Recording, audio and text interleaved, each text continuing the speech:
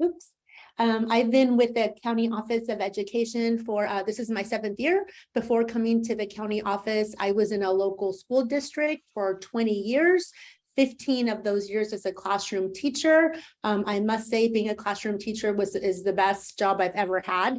I moved on to academic coach after that, supporting teachers, which I really enjoy, and also a district program coordinator. So similar to a lot of the roles that are with us here this afternoon. Here's my contact information. I'll share it again at the end, should you need to reach out for anything. So before you attended today's training, it was an expectation that you watched the following videos that are part of this series. There were 3 videos: why use accessibility resources, what are accessibility resources, and how to match accessibility resources to student needs. If you haven't, make sure you add those videos that you haven't yet watched to your list to watch. We'll quickly cover a very high-level overview of some of that background information you were expected to know. We'll do a quick poll just to kind of get an idea how many videos you might have had the opportunity to watch before today. Yay, almost half of you have watched all 3 of them. That's great. Yeah, I think you've had more time. Our first session, I don't think the videos were posted long enough. Most of our participants had only watched maybe 1.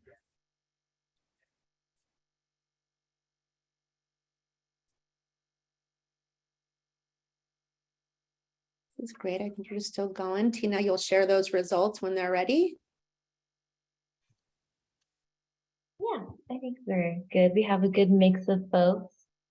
So about 58% about, there we go. So it looks like about half of you had the chance to watch 1, but a third of you have watched all 3 of them. That's great. Again, if you have not yet watched them, we will cover a high-level overview of some of that content. When you access the videos, you also had access to some of the other resources. So some of those resources you will be using today. Trying to get this off of my screen. You will be using some of those resources today. So Tina's going to go ahead and take you to the website where you access the videos along with the companion resources, and she'll kind of talk you through how that's organized. So Maggie's been putting into the chat the bit.ly link, so I'll just read it for you all as well. bit.ly/AR training series. And that will take you to a web page in which I'll walk you through right now. And so on this webpage, you'll find Module A, which is matching accessibility resources to students' needs, and that's what we're going through today. There's a note-taking guide that's associated with the training videos, so you can download that guide along with the matrix, and then maybe have the accessibility guide handy as well. And then you can get started with the training videos. So you can expand all of these. And part 1 has the first video about why use accessibility resources.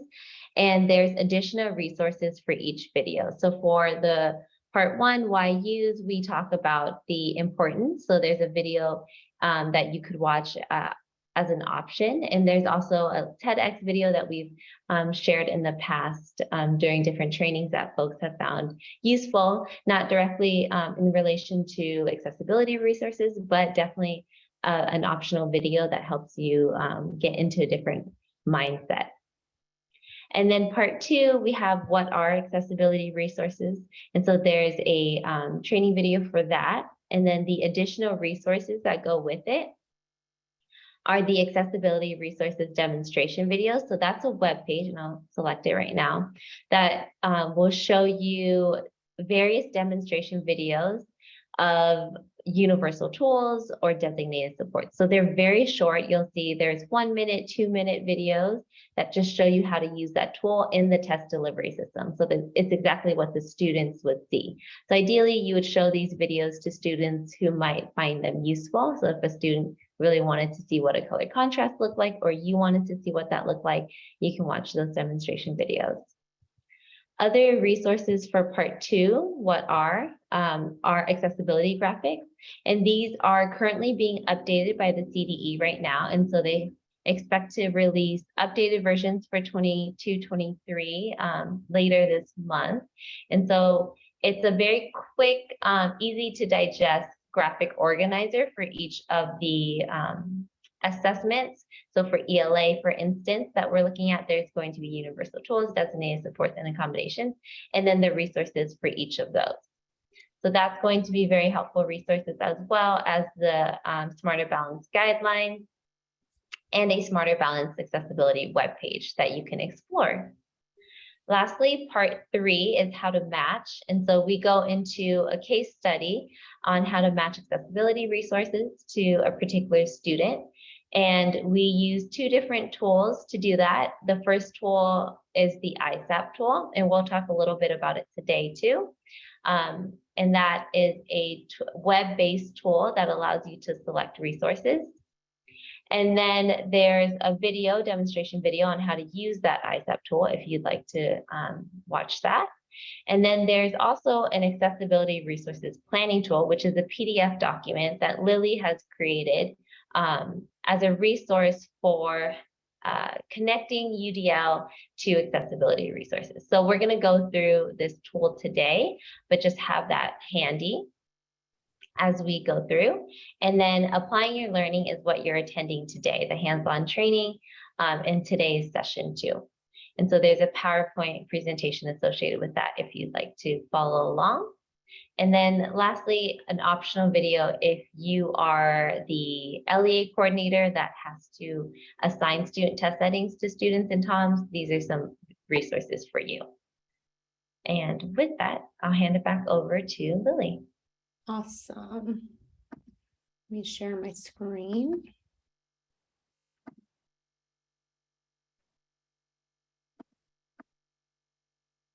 All right, can you confirm that you're seeing the right screen for me, Tina?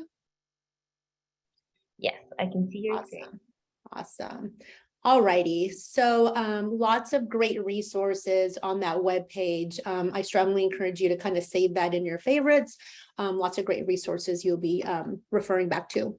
So before we begin exploring the accessibility resources available on the assessments that we talked about, CAASPP and ELPAC, let's review the why behind their use. And this was covered in the first video that Tina just took you through.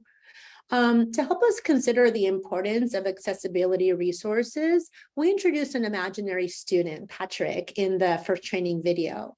And Patrick was a 5th grader who was a struggling reader. He attended daily reading interventions to develop the necessary reading foundational skills to become a fluent reader, but often became frustrated and disengaged when he was required to read grade level text. Probably sounds familiar to some students in your classrooms at your schools. We imagine that Patrick was taking a mathematics chapter test with his class, and the test came in 2 formats. One presented the problems on paper that students had to read independently, and then the other presented the problems on a computer screen and gave test takers the option of hearing those word problems read aloud through text-to-speech. We posed some questions to you in that video. So some of the questions we asked you to consider were which version of the test might yield the more accurate score, the paper version or the computer version? We also asked which might provide Patrick's teacher with the more helpful information. And then finally, we asked which is more fair. So I want to take a moment. If you used your note-taking tool as you were watching the video, you captured some of these thoughts on that note-taking guide. If you didn't, that's okay. So just dropping in the chat, based on what I told you about Patrick, some of his learning needs, and then the 2 assessments that he was given the option to take. Go ahead and drop your answers to some of those reflection questions in the chat. Which version of those tests might yield the more accurate score for Patrick? Which might be more fair? Which might provide his teacher with more helpful information? Give you some think time. So I remember back when I was in the classroom, thanks, Ray. Ray says the computer test. I had some struggling readers, and for those students, every test became a reading test, even math tests, right? Because we know, especially with our, I won't call them new standards anymore, but we know our state standards are very language heavy, and students are expected to read on grade level. So oftentimes those assessments all became a test of reading, even if we weren't testing reading. So Elizabeth says the computer version allows Patrick to hear the question, allows for better opportunity for him to understand and answer more accurately. Absolutely, giving his teacher more helpful information. I want to know what Patrick knows in math. This particular assessment isn't testing reading. So it's helpful if I have the tools available to have allow Patrick to listen to those words read aloud, like Elizabeth mentions. Thank you so much. Yeah, absolutely. The computer test would give us more valid information and would know what next steps we might need to take as far as a math goes with Patrick. So again, super important to identify what students might struggle with and to provide them with the appropriate resources so that we can get some valid information about what students know and can do. So now that we've reviewed the reason why these resources are so important, let's quickly take a few minutes just to review the wide variety of accessibility resources that are provided on the CAASPP and ELPAC. The virtual training series webpage that Tina showed you earlier includes lots of resources and tools that can help you improve their use in your schools and districts. So these are the 3 types of accessibility resources that are available. The first are your universal tools. And these are practices, tools, and resources that are available to all students on the basis of their individual choice and their preference. For example, the highlighter, it's a universal tool that some students might find helpful to identify important words in a text. That's just one example. Second, we have designated supports. And these I feel like is one of the accessibility resource types that folks are not as familiar with. These are additional resources that are also available to all students with a range of learning needs. They're available to all students for whom a need has been identified by an adult who's familiar with their instructional needs. Text-to-speech is an example of a designated support on certain assessments, and it can be used to support struggling readers or students who are blind and do not yet have adequate Braille skills. Finally, we have accommodations, and these have been around for a long time. These are available to support students with disabilities or students with individualized education programs or IEPs in Section 504 plans. Speech to text is an example of an accommodation. This support can benefit students who have motor or processing disabilities, such as dyslexia, or who might have a recent injury, such as a broken hand or broken arm, that might make it difficult for them to produce text or commands on computer keys. And they may need alternative ways to work with computers. It's important to remember that the use of approved accessibility resources does not affect the student's score or the district's participation rate. And I want to repeat that again, because I was just working with the district the other day, and there's still that misunderstanding that providing these resources will affect the student score or participation rates, and they do not. They do not affect student score participation rate as long as they're part of the approved accessibility resources. So Tina showed you these graphics on the webpage, and these are great resources to help you easily determine what accessibility resources are available for each of the assessments, math, the science test, the ELPAC. These are some modified examples that I'm showing you here to give you an idea of what information that you might find on the documents. The top 2 sections highlight those resources, again, that are available to all students, universal tools and designated supports. And the bottom portions are specific to students with IEPs or Section 504 plans. The box in the bottom left corner lists accommodations available to those students, and the box in the bottom right corner describes the resources that are available to students taking the California alternate assessments. For the ELPAC, the two boxes on the bottom right also describe what unlisted resources and domain exemptions are. The categories of the accessibility resources are the same for all content areas, but specific resources available vary somewhat based on content area. So again, while these are good, like quick references, I would encourage you to get really familiar, especially if you're a coordinator, assessment coordinator, with the Smarter Balance usability guidelines. Those go into very specific information about which resources are available on which assessments. You'll also notice that within each section, there are subsets of resources called embedded and non-embedded. Embedded resources are those that are provided to students within the computer testing interface. For example, masking is an embedded resource. Students are able to block off content that is not of immediate need or that may be distracting to the student. For example, the digital notepad is also provided to students right there through the test delivery system, so students can take some notes about an item. Non-embedded resources are those that must be provided to students outside of the testing interface. For example, the use of bilingual dictionary is a non-embedded resource and would need to be provided to students outside of the testing platform. Providing students with scratch paper outside of the test delivery system to take notes is another example of a non-embedded resource. I'm going to quickly glance over here at the chat. I think Tina's addressing those. Perfect.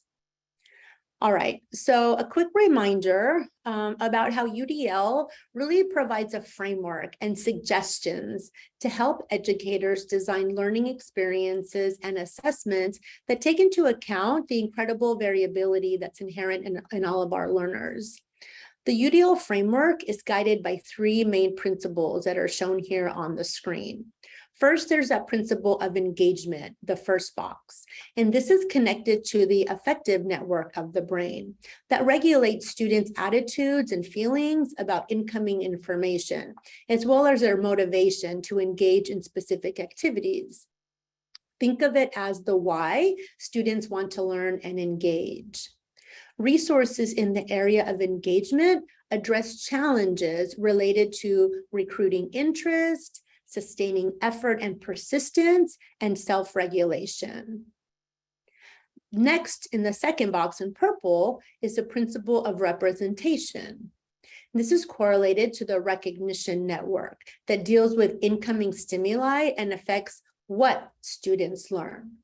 Resources in this area address challenges related to perception, language and symbols, and comprehension. And then finally, there's a principle of action and expression, the third box in blue, which is associated with a strategic network that mediates how students process incoming information based on their past experiences or maybe even their background. Resources in this area address challenges related to physical action, expression and communication, and executive functions. So previously, when I mentioned if a student had a broken hand or a broken arm, that would be a challenge related to physical action. And I might look for some resources in this category to help that student overcome that challenge. Our English learners might have some challenges related to language. So I might look in the category of representation for some resources to help those students. Students that might get easily distracted or who might easily give up when maybe classwork or an assessment gets challenging.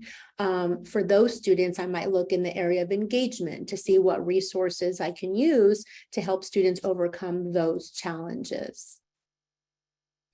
All right, so that's a quick review on the categories there. So we asked you in the videos, those of you who were able to watch that second video, we asked you to consider the resource of breaks. So given what we've discussed so far about those three categories of need, Which principle do you think fits breaks best? Engagement, representation, or action and expression? While you're thinking, I'll just, as a reminder, the CAASPP and ELPAC define a break as follows. Breaks may be given at predetermined intervals or after completion of the domain level assessment. Sometimes students are allowed to take breaks when individually needed to reduce cognitive fatigue when they experience heavy assessment demands. And most of you are putting engagement in the chat. Yeah, absolutely. Allowing a student to get up and kind of take a stretch break, maybe even go outside if that's possible. And it can, Elizabeth, thank you. It can also address the category of action and expression because it allows for some physical movement. So you can see there isn't really a one-to-one correspondence here. Some of the resources in these different categories can address various needs. All right, let's try another one. How about the accommodation of read aloud? Given what we've reviewed so far, which principle do you think fits read aloud best? Engagement, representation, or action and expression, or more than one?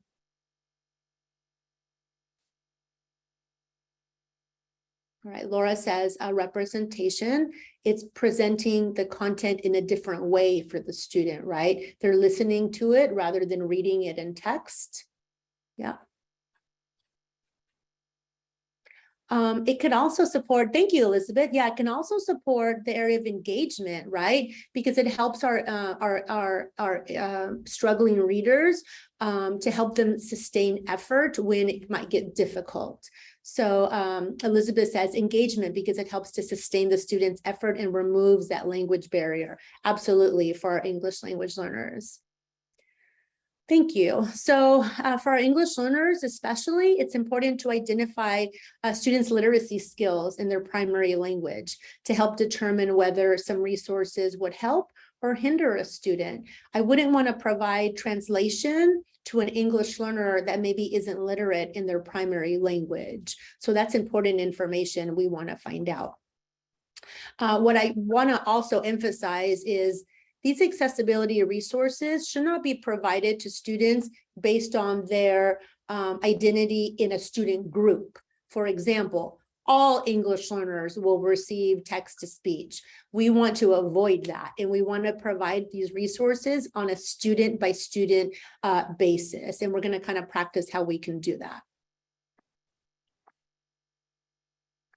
So let's spend some time exploring how we might best assign and use these resources, again, on a student-by-student need during daily instruction and for classroom assessments, as well as the assessments available in CAASPP and ELPAC to ensure equity for all of our students. So you may notice that we often refer to using these resources on a regular, if not daily basis to provide all students access to learning and assessment. Not only does this help to provide a more equitable opportunity for our students, but it also provides students the time to become familiar with the accessibility resources prior to the CAASPP or ELPAC assessments. We don't want the day of a statewide assessment for students, for it to be the first time students are using any of these accessibility resources. It's never recommended that students are assigned resources that they're not familiar with. And really, we also want to emphasize, yes, this presentation is focused on the use of these resources on assessments, but equally important is providing students access during everyday instruction, right? All right, so here's one tool, again, that Tina mentioned as she showed the website that you can use to match student need to available accessibility resources. This one is the California Individual Student Assessment Accessibility Profile. It's a mouthful. We refer to it as the ISAP tool.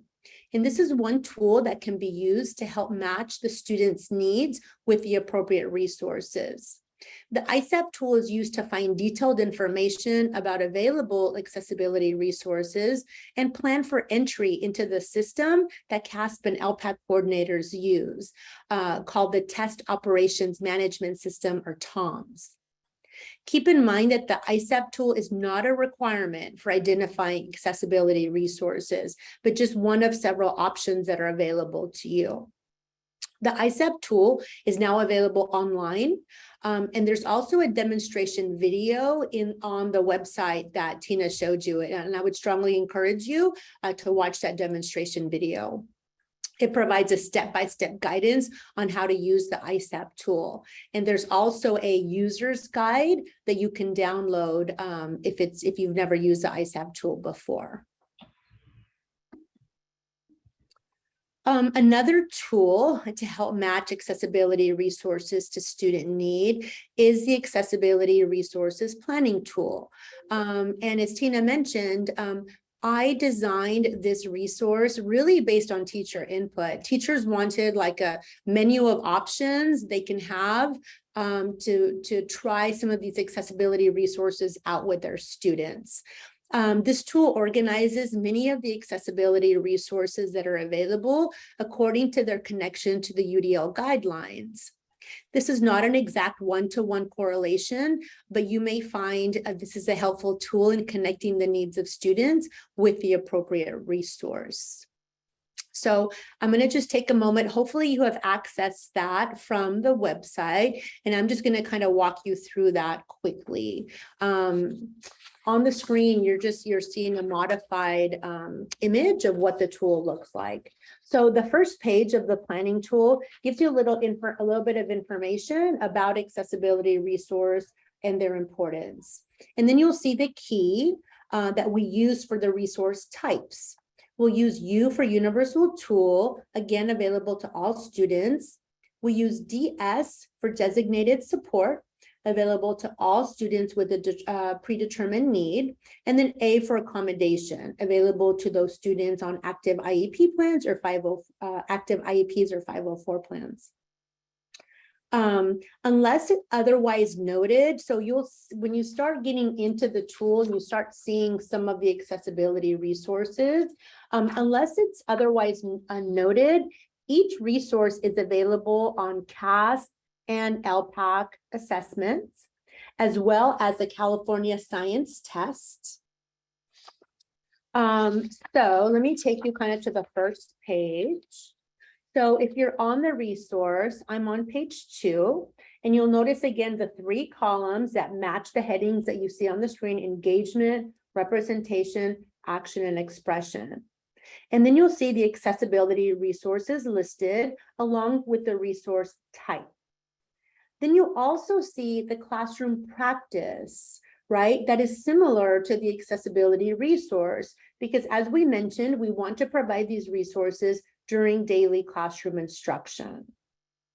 In some instances, we've also provided a digital tool. So again, a digital resource that mirrors the accessibility resource. And most of the ones that are provided are from Read and Write from Google.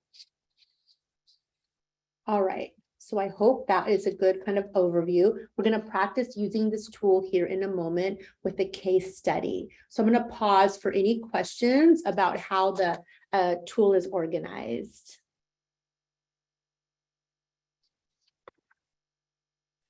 All right, so let's take a look at a case study. Those of you who watched part 3 of the virtual training series, you worked through Marco's case study. We're going to practice a different student for this case study, Rudy. So just an overview about Rudy. He is in 4th grade. He's in his 2nd year in a U.S. school, speaks fluent Spanish, has a good understanding of science and math concepts when the information is translated for him.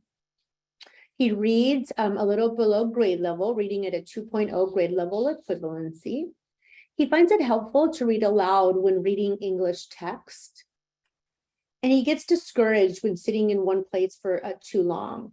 He's currently testing at a performance level 2 on the ELPAC, which is somewhat developed. Okay, so this is some information about Rudy.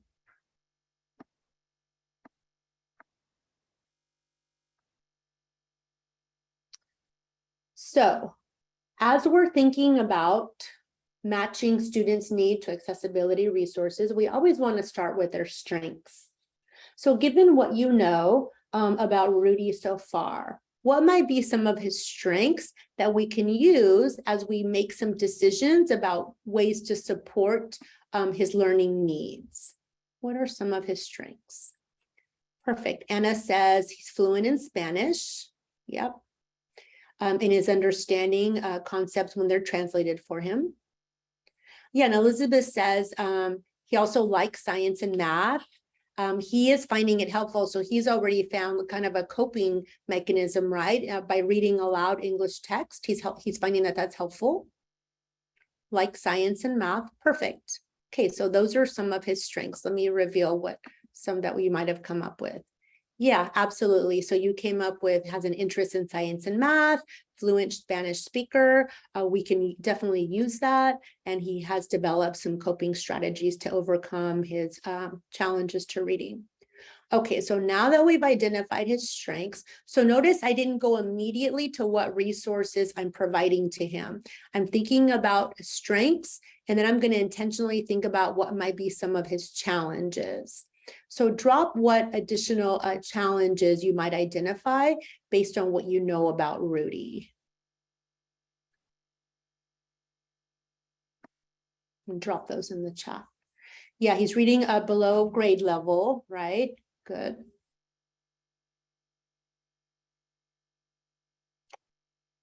Yeah, he's still, so Catherine puts in language. So he's still at the beginning stages of English language development. So we're not saying like it's a bad thing that he's learning English as a second language, but it is going to be a challenge that he's still at the beginning stages of English language development. Perfect. Yeah, he needs to be able to move around, right? We said he gets frustrated if he's, sitting in the same spot too long. Language, perfect. So let me reveal some of the ideas you might have come up with. Yep, beginning stages of English language development, discouraged when sitting in one place, it's reading below grade level. Awesome. So we've identified some strengths, we've identified some challenges. Now let's consider what additional data sources might help me clarify Rudy's strengths and needs. What kind of data can I look for to give me a little bit more detail or additional sources of information? So we know it's an English learner, so maybe we know that he's a level 2. Maybe I can look for some domain level scores for the ELPAC, right? See how he's doing in listening, speaking, reading, and writing. What else? Maybe some district assessments. So I probably didn't ask that question, right? So some of the student data and evidence that we already have, or that are his ELPAC level, like some of you put in, some additional data I can gather, absolutely, some classroom assessments, checking his reading fluency in English and his primary language, teacher observations, absolutely, yep. Okay, so I already had some student data and evidence, and thank you for providing some additional data that I might gather. Now, this is the question that I think I was jumping to before. What additional sources of information, in addition to the data that you mentioned, can help us clarify Rudy's strengths and needs? We've already talked about teacher observations. Great. Elizabeth says parents. Absolutely. Parents can tell us a lot about students' needs and their strengths. If he were on an IEP, yes, I can certainly reference that individual learning plan. Where else might I get some information? He's an English learner. Is there another like a staff member at our sites that I can seek some additional information from? Some feedback from intervention programs. Yep. How about our EL? Yep, English language coordinator. Absolutely. If you have English learners that you're trying to match with accessibility resources, your EL coordinators are going to be a great resource for you. All right. So yeah, parents and guardians, the teacher, you already said that. How about the student themselves, right? Asking them, right? What do you find helpful, right? When you're struggling doing math or doing science, what are you finding challenging? So the student could be a great resource of information. And the CUME folder also, maybe what has worked in previous grades, right? What other teachers have tried. All right, so thinking about what we know about Rudy, we identified his strengths, identified his challenges, looked at some data that I already had, and thought about how I can get some additional data or additional sources of information to help me clarify his strengths and needs. Knowing what we know now about Rudy, what might be, in which area might Rudy have accessibility needs? Engagement, representation, and or action and expression. In which area do you think, based on what we've talked about Rudy so far, might he have some accessibility needs? Chantel says engagement and representation. We did say he found it challenging to be in one place too long. It got frustrated. So yeah, probably engagement. Representation, because he's an English learner, right? And we need different ways that we can present the content to him. All three, Genevieve says all three, absolutely. Some students might just have needs in one area. Some students might have needs in more than one. I would agree that Rudy probably has accessibility needs in all three. So let's take a look at each one of those individually. Let's start with engagement.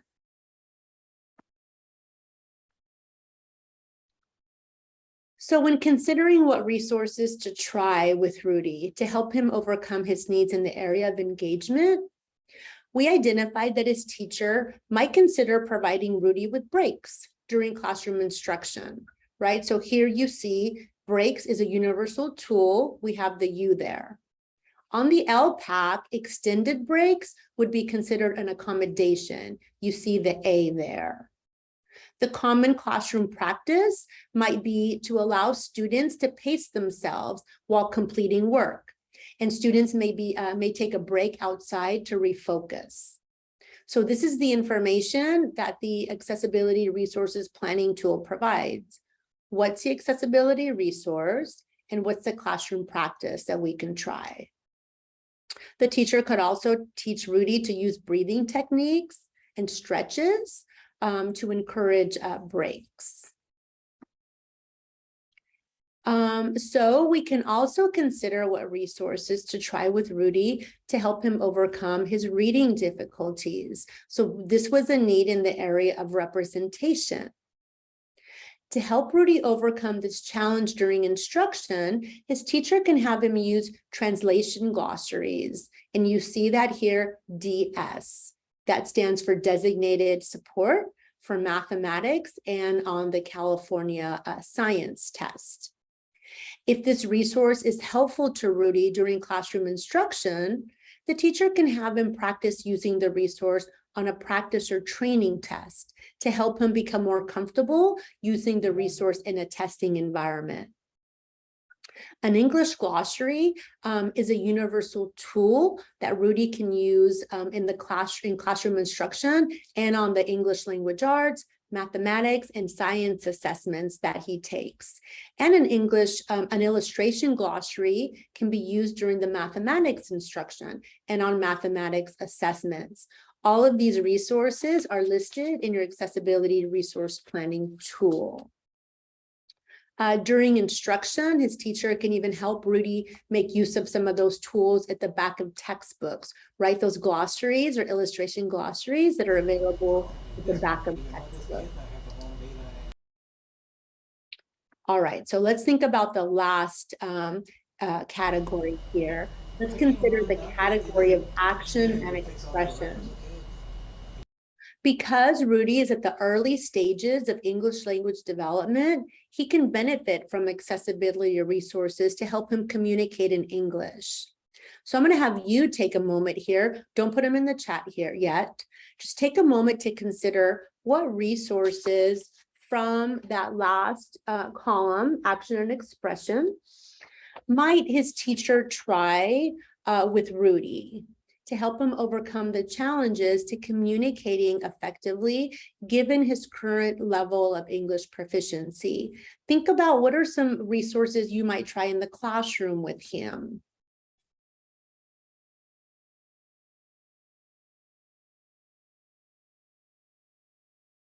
All right, when you're ready, go ahead and drop those in the chat.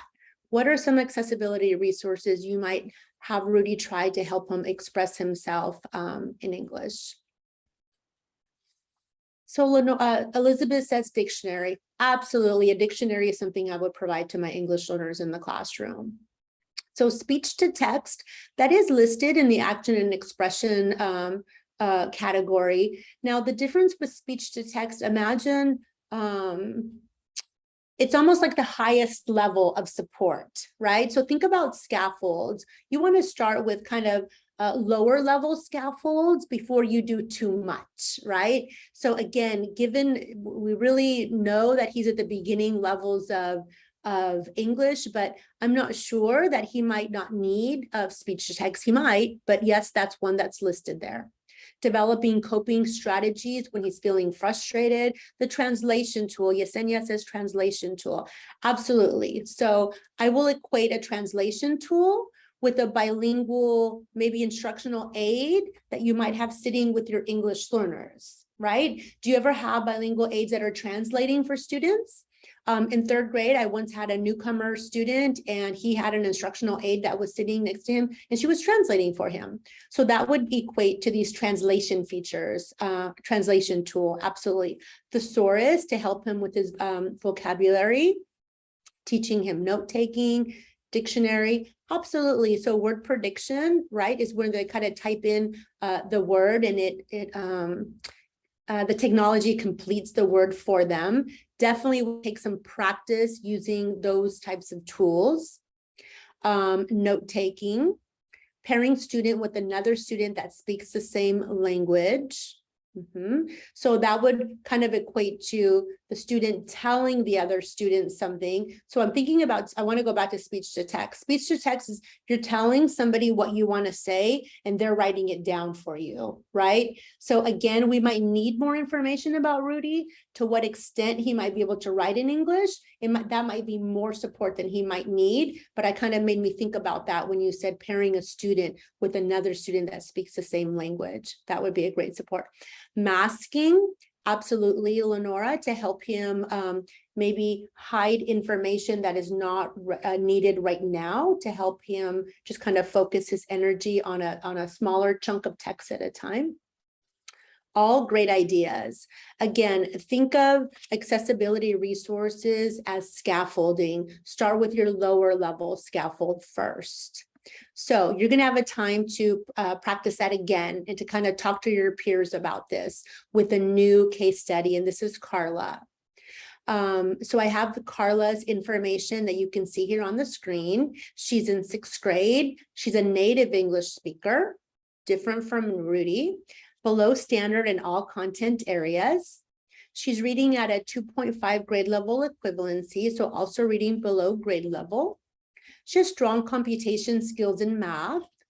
She's provided audio of text in mathematics by her teacher, receives daily reading interventions, loves working with technology, similar to Rudy, is easily distracted and has trouble following directions and completing independent assignments and assessments. So, thinking about the process we went through with Rudy, first thing I want you to consider, what are some of Carla's strengths that can help you think about what accessibility resources she might need? What might be some challenges to Carla demonstrating what she knows and can do that can help us think about what accessibility resources we might try? Lastly, what sources of information? This could be either data or other folks that we can reach out to help us clarify Carla's strengths and challenges. Once we do that, we want to think about what accessibility category or categories of need might Carla benefit from? Resources in the engagement, representation, and or action and expression categories. Finally, we can go to our accessibility resource planning tool and look in the necessary column to identify some accessibility resources we might try out with Carla. Again, keeping in mind the key there, which ones are universal tools, designated supports, and accommodations. So we did not say she was on an active IEP or 504 plan. So for her assessments, we would not want to choose accommodations. So I'm going to give you just a couple of moments to jot down some ideas. What are some of her strengths? I'll put it back to her screen in a moment. What are some challenges? What data do we have? And what accessibility resources might we consider trying out with her? So specifically, I want you to think about using your accessibility resource planning tool. Identify in that last quadrant on your graphic organizer. Identify accessibility resources that Carla can use during classroom instruction, on the Smarter Balance for ELA and math, and on the California Science Test. Remember, she's not on an active IEP plan, so don't choose an accommodation for that piece, for the one she will use on the Smarter Balance assessments. So let me check the time. Okay, so I'm gonna put it back on her. I'm gonna put it back here so you can see her case study. And I'm just gonna stop talking. And I'm gonna give you about 4 minutes to just start jotting down some notes. And then we're gonna let you talk with some folks for just a couple of minutes and debrief. Let's start my timer here.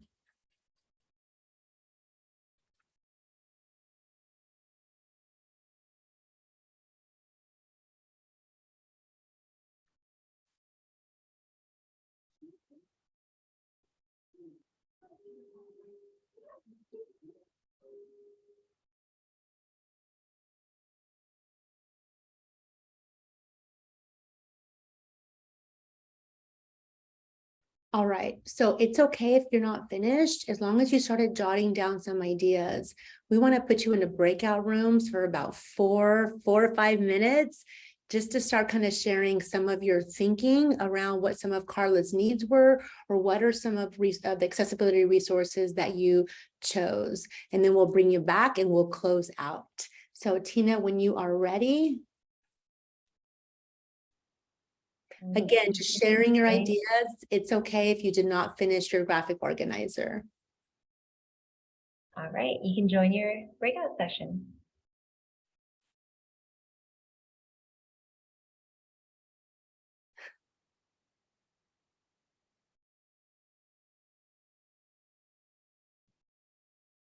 I forget when we come back from breakout, it mutes you automatically. I was saying thank you, breakout room 3 that I joined. Thank you for sharing your thinking. I know the end of this kind of got a little quick. I hope that you found the information shared today beneficial, and talking with your peers beneficial, sharing those ideas. My contact information is here, and I really do mean it. If you have questions, you are welcome to reach out to me, and I can connect you to what resources you might be looking for. I also love to connect on Twitter, so there's my Twitter handle. Again, the web page is, the bit.ly is also shown here. You have access to all the resources. Take some time, get familiar with this. The teachers that are really spend some time using the resource. I know today was kind of fast, but kind of look it over. Keep in mind that key, what I heard in my breakout room, designated support versus accommodations, right? Designated support is a kind of a new category to folks still. Those are available to any student with an identified need. And again, they don't have to be on an IEP to get that resource. So I'm going to hang out here for just maybe a couple of minutes if you have any questions. Thank you again for spending your afternoon with us. I know this was a long day. Hope you have a great rest of your school year.